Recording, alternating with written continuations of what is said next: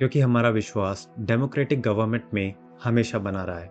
तो जाहिर सी बात है कि गवर्नमेंट की कुछ खूबियां भी रही होंगी, और क्योंकि इसमें हम सुधार की मांग करते हैं तो इसकी कुछ खामियां भी होंगी।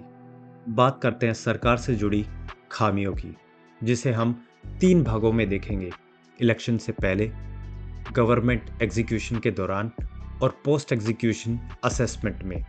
सरकार को लेकर कुछ गलतियां सरकार बनने से पहले ही हो जाती है, जिसमें आम नागरिक यानी हम जैसे लोगों की भी बहुत बड़ी भूमिका है। चुनाव से जुड़ी अगली खामी इमोशनल पॉलिटिक्स है।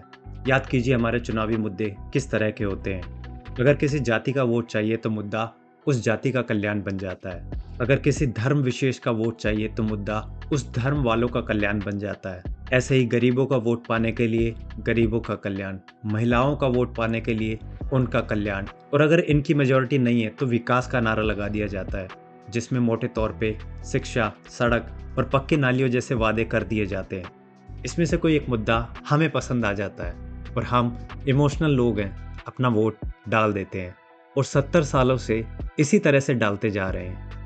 ये नहीं सोचा कि जीतने के बाद उन्हें पूरी कॉन्स्टिट्यूंसी के लिए काम करना है, ना कि सिर्फ एक जाति, धर्म और वर्ग के लिए।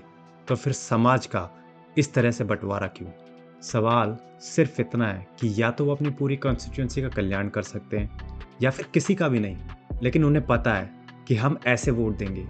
वो इतना सा करने से जीत जाते हैं और फिर 5 साल बाद उसी नारे के साथ हमारे सामने आ जाते हैं। इस बार तो हम उन्हें जानते भी हैं, तो उनके लिए जीतना और भी आसान हो जाता है। अफसोस की बात यह है कि एक तरफ तो आज हम अपनी इंटेलिजेंस से चांद सूरज तक रॉकेट्स भेज रहे हैं, और दूसरी तरफ इलेक्शन जैसा सबसे ज़रूरी फैसला सिर्फ इमोशंस पर छोड़ देते हैं।